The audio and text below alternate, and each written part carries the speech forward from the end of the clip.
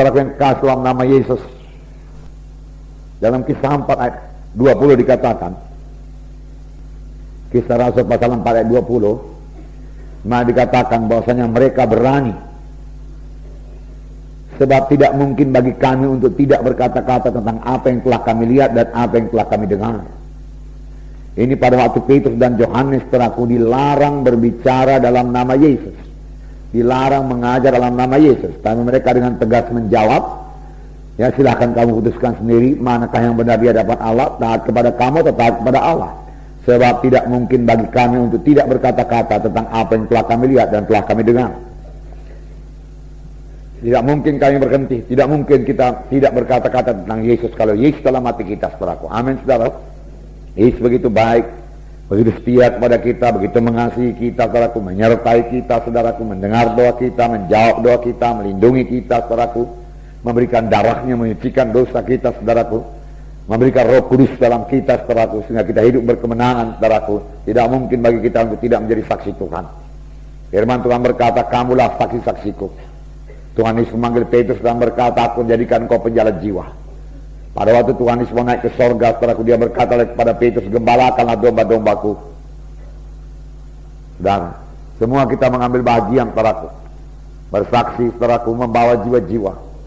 Pada hari pembimbingan di sini saya bacakan Markus pasal 2 itu, saudaraku, di mana 4 orang menggotong 1 orang yang lumpuh untuk bertemu dengan Yesus. Jadi 5 orang yang punya iman, yang mengatasi semua halangan, yang kerja keras, saudaraku, bahkan berbuat sesuatu yang tidak biasa diperbuat oleh manusia, supaya jiwa-jiwa itu bertemu dengan Yesus. Mereka mempunyai hikmat, saudaraku, daripada Tuhan, saudaraku.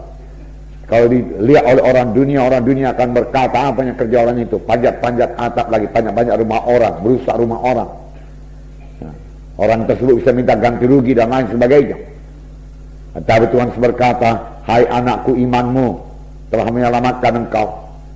Dibereskan Tuhan dulu jiwa manusia itu. Dalam takar ini juga, saudaraku, yang paling penting itu keselamatan jiwanya. Keselamatan jiwanya, barulah kesembuhan tubuhnya. Pada waktu pelayanan Tuhan Yesus, saudaraku, selalu mengajar lebih dahulu, baru dia menyembuhkan.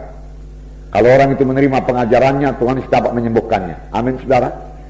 Firman Tuhan Mazmur 107 ayat 20 berkata, disampaikannya firman-Nya dan disembuhkannya mereka itu. Disampaikannya firman-Nya dan disembuhkannya mereka itu. Firman Tuhan sampai sekarang berkuasa. Amin, saudaraku. Firman Tuhan tidak berubah. Langit bumi boleh berubah, tapi firman Tuhan tidak berubah. Biar kita semua mempercayai firman Tuhan, saudaraku. Pegang firman Tuhan. Bahkan untuk kesembuhan kita, saudaraku, pegang firman Tuhan. Tuhan berkata, sembuh-sembuhlah itu, saudaraku. Katakan kepada Tuhan, saya percaya saya sudah sembuh. Saudara katakan demikian kalau sudah sakit.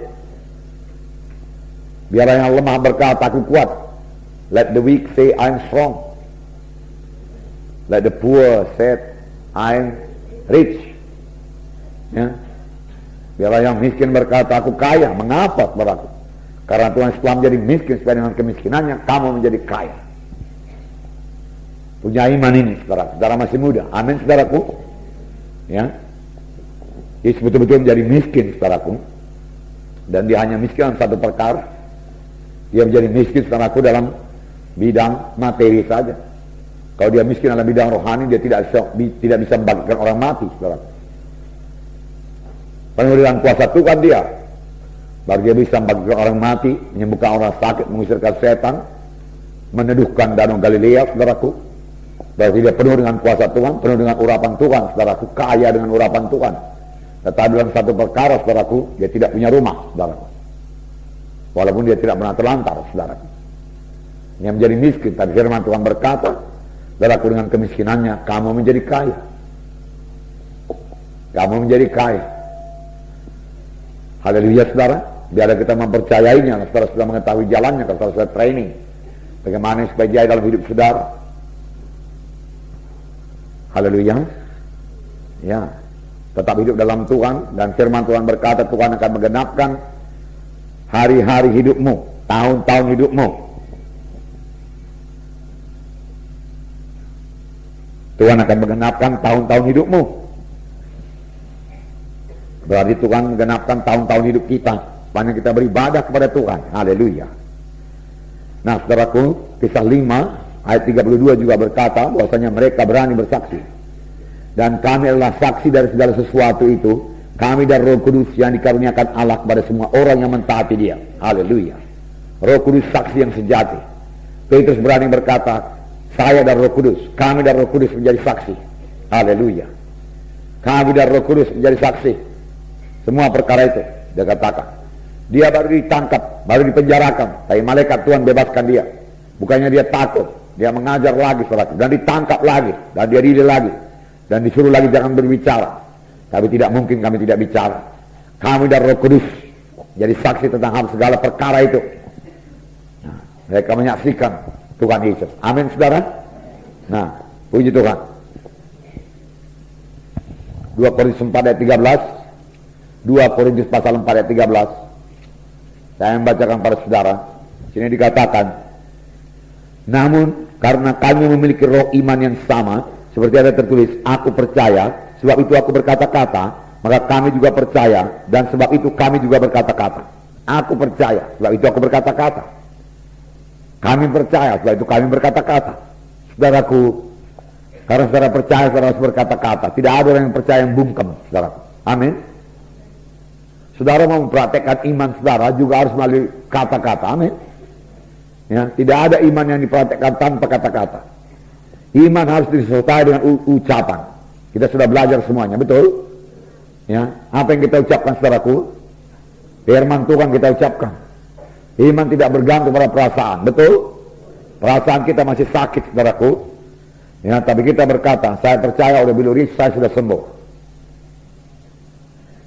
Nah, saya percaya oleh bilur Yesus saya sudah sembuh. Amin. Ya, karena kita percaya kita berkata-kata. Kalau kita percaya Yesus, kita berkata-kata dari hal Yesus. Kalau kita cinta kepada Yesus, kita bicarakan Yesus. Amin, saudara. Nah, puji Tuhan, barat. Ini ada satu cerita yang panjang, saudaraku. Yohanes 4.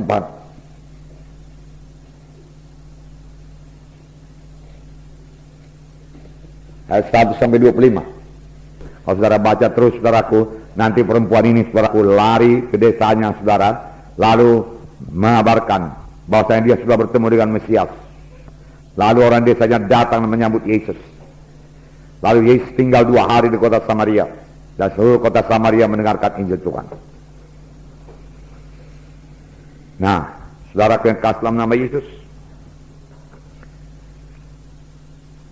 saudaraku Yesus, saudaraku, dalam suatu dia di dunia ini mengerjakan pekerjaan Bapaknya. Dia juga tahu capek, saudara. Tahukah saudara ayat 6 mengatakan dia letih. Saya membacakan pada saudara ayat 6. Di situ terdapat sumur Jakub. Yesus sangat letih oleh perjalanan. Karena itu dia duduk di pinggir sumur itu. Hari kira-kira pukul 12. Saudara, dia dalam keadaan tubuh manusia. Dia tahu letih. Tapi dia jalan terus. Saudara. Dia duduk di perigi itu, di pinggir perigi sumur Samaria, saudara. Bukan ada krosinya, saudara, atau ada tikarnya, tidak, saudara. Mungkin ada batu di situ, saudara. Dia duduk di pinggir, di batu itu, saudara. Dia capek, sangat letih.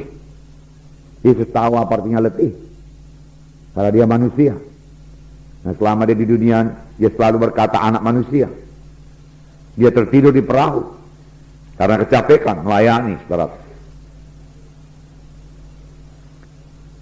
Pada zaman dahulu melayani, saudaraku, di sini ayat 1 tadi dikatakan bahwasanya dia akan pergi, saudaraku, dari Yudea kembali ke Galilea, tapi dia harus melintasi Samaria. Dengan apa? Jalan kaki, nggak ada kendaraan yang lain. Jalan kaki, nggak berapa kilometer, saya nggak tahu, saudaraku. Sampai dia sangat letih, dia haus, saudaraku. Dia perlu tidur, saudaraku. Dia tertidur, saudaraku. Itulah dia Tuhan Yesus, saudaraku. Dia juga merasa lapar. Firman Tuhan berkata, sudah dia puasa 40 hari 40 malam, dia merasa lapar. Dan setan menggoda. Jadi kala batu ini jadi roti. Nah, setan juga tahu kapan keadaan tubuh jasmani kita ini lemah. Setan mau mencoba mengalahkan kita. Tapi biarlah kita jangan mau. Kita selalu bersandar, saudaraku, kepada Roh Kudus yang di dalam kita. Amin, saudara. Ya.